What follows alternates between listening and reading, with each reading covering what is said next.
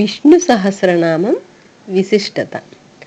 ఆర్థిక ఇబ్బందులను దూరం చేయాలన్నా, పిల్లలు మన మాట వినాలన్నా, ఎంత వయసు వచ్చిన పిల్లలైనా సరే ఈ స్తోత్రం పఠించాల్సిందే. సమస్త మానవాళి ఉద్ధరింపబడటానికి వచ్చినది విష్ణు సహస్రనామము. ఇది అందరూ చేయవచ్చు. ఏదైనా కామ్యం కొరకు పారాయణ చేసేవారు పూర్వోత్తర పీఠికలు చదవాలి. కాసేపు కూర్చుని విష్ణు సహస్రనామం చదువుకుందాం, భగవంతుని నామం చెప్పుకుంటాను అనుకునేవారికి అవి అవసరం లేదు. ఆనంద భారతీ తీర్థస్వామిగా పిలువబడే మల్లాది దక్షిణామూర్తి గారు వారే ఈ విషయాన్ని తెలియచేశారు. నామం అందరూ చెప్పవచ్చు. మంత్రజపం చేసేవారు స్థాణులాగా ఉండి చేయాలి. కానీ నామ మాత్రం అటు ఇటు తిరుగుతూ నిలబడి కూర్చుని పని చేసుకుంటూ చేయవచ్చు. స్వప్న సుషుప్తాలకు ఆదిదేవత పరమశివుడు.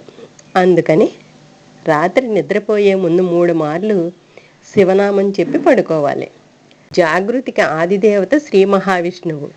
అందువల్ల ఉదయం లేస్తూనే శ్రీహరి శ్రీహరి శ్రీహరి అంటూ లేవాలి.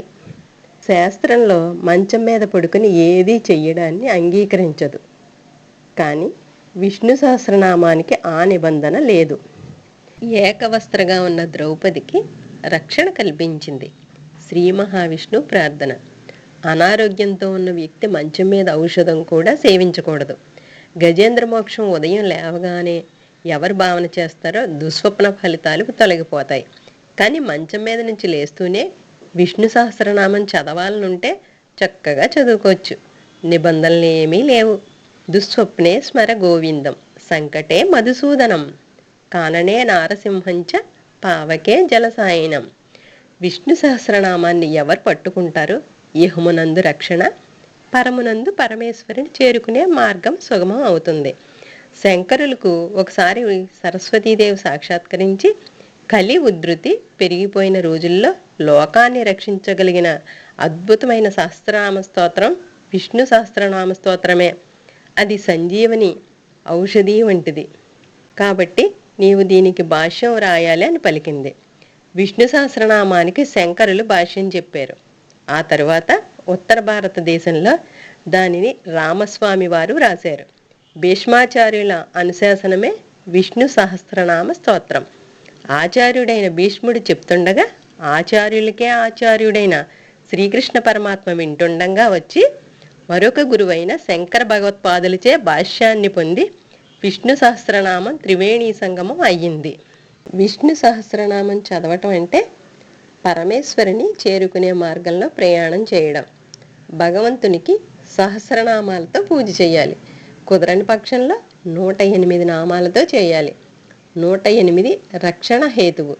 గురువుకు 116 పేర్లతో పూజ చేయాలి. లోకంలో ఏ ప్రాణి అయినా 27 నక్షత్రాలలోనే పుడుతుంది కదా. ఒక్కొక్క దానికి 4 పాదాలు. 27 × 4 = 108. పూజకు సమయం లేనప్పుడు మాత్రం కేశవ, మాధవ, నారాయణ, గోవింద, మధుసూదన, విష్ణు, త్రివిక్రమ, వామన, శ్రీధర, హృషికేశ, పద్మనాభ, దామోదర అనే ఈ 12 నామాలతో చేస్తే పూర్తవుతుంది. అలా అని ఆలస్యంగా లేవమని కాదండోయ్. ఈ స్తోత్రంలో 108 శ్లోకాలు ఉంటాయి కదా. ప్రతి శ్లోకం చివర 27 నక్షత్రాలు, 4 పాదాలు రాసి ఉంటాయి. అలా ఎందుకు రాసి ఉంటాయో తెలుసా? ఎవరి జన్మ నక్షత్రంలో అయినా దోషాలుంటే వారి జన్మజాతకాన్ని బట్టి చెడు గ్రహాల వల్ల చెడు దృష్టి పోయి ఇది చదవటం వల్ల శుభగ్రహాల వల్ల శుభదృష్టిగా మారుతుంది. జాతకంలో దోషాలు పోవాలంటే పూజలు హోమాలు చేస్తూ డబ్బు ఖర్చు పెట్టాల్సిన పని లేదు. దీన్ని ప్రతినిత్యం పారాయణ చేయండి, ఆనందంగా ఉండండి.